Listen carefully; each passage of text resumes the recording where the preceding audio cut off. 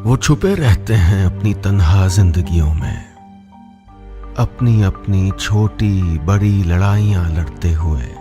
ढिंडोरा नहीं पीटते, पत्रकार नहीं जानते उनके घर का पता, लेकिन वो तो हमारे ही पड़ोस में, हमारे ही मोहल्ले, हमारे शहर में रहते हैं। हमारे हीरो हमारे आसपास रहते हैं। हम भी नहीं जानते उनको, क्योंकि अपने आप में खोई इस दुनिया में हम दूसरा बन के नहीं सोच पाते। We can not become the other. किसी दूसरे के नजरिए से दुनिया को देख नहीं पाते। जैसे चलिए एक पल के लिए मैं ये कल्पना करता हूं कि अगर मैं लड़की पैदा हुआ होता तो मेरी दुनिया कैसी होती। बचपन में टॉफी भाई को मिलती, मुझको नहीं। नए जूते आने होते तो बेटा उसको स्पोर्ट्स डे में चाहिए ना, अगली बार तेरे आ जाएंगे, यही कहा जाता ना। मोहल्ले में निकलते वक्त पीठ पर मनचले लड़कों की कई जोड़ी नजरें भालों की नोक की तरह गड़ती, और माँ कहती, नजरें झुका के चला करना, तू उधर से जाती क्यों है, रास्ता बदल ले। फिर एक दिन मेरी शादी हो जाती और अपना घर, अपनी अलमारी, अपने बारामदे का मनपसंद कोना, अपना मनपसंद चाय का कप जिसे कोई और छू नहीं सकता है, अपनी माँ की गोद जिसमें रोया गाया सब किया, वो सब छोड़कर एक नया घर थमा दिया जाता। नई अलमारी, नए बारामदे का नया कोना, नया चाय का कप, नई माँ।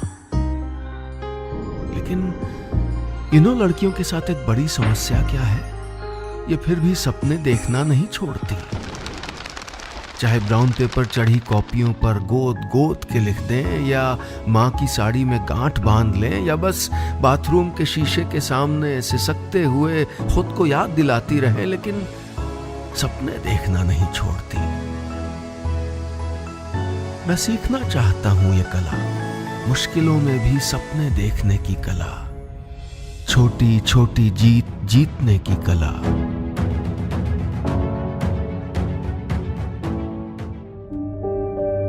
जिंदगी रातों रात कैसे बदलती है, ये जानने के लिए मैं जा रहा हूं रायबरेली। ये जिस सड़क पे मैं ड्राइव कर रहा हूं ना, इसी सड़क से एक रोज एक आदमी लखनऊ चला आ रहा था। लखनऊ में अपनी किडनी बेचने।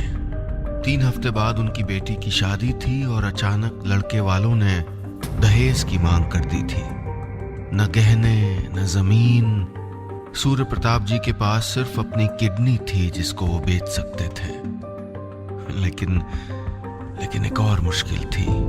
सूर्य प्रताप फौज में सिपाही रहे थे और मुश्किल जगहों पर पोस्टिंग के दौरान शराब की लत पड़ गई थी।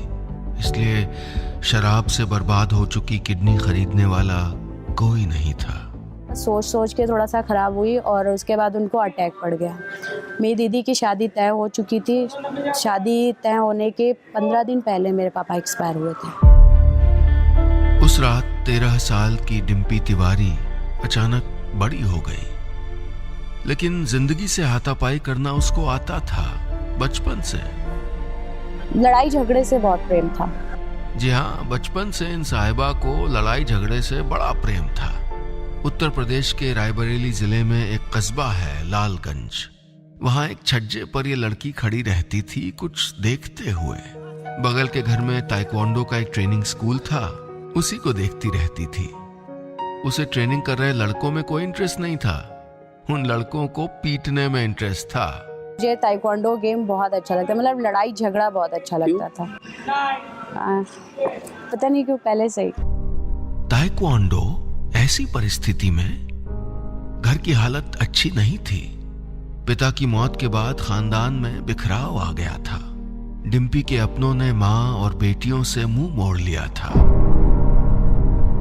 वहीं अपने छोटे से कस्बे लालगंज में अपनी माँ के साथ रहते हुए डिम्पी कहां से कहां पहुंच गई है।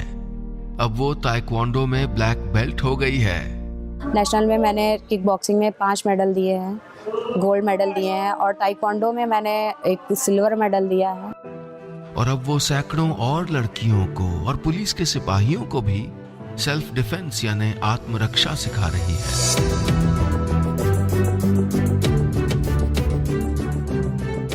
प्रेरणा में तो मैं जो है इस समय देखा जाए तो मैरी कॉम है, जैसे बॉक्सर है, मैं भी बॉक्सिंग करती हूँ, नेशनल प्ले बॉक्सिंग की।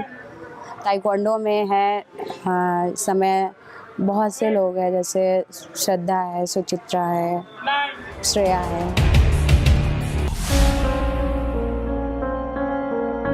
कौन जाने इनमें से कितने लोग अपनी अपनी जिंदगियों में खामोशी से ऐसी असंभव लड़ाइयां लड़ रहे हैं और जीत रहे हैं कि हम उनकी कल्पना भी नहीं कर सकते।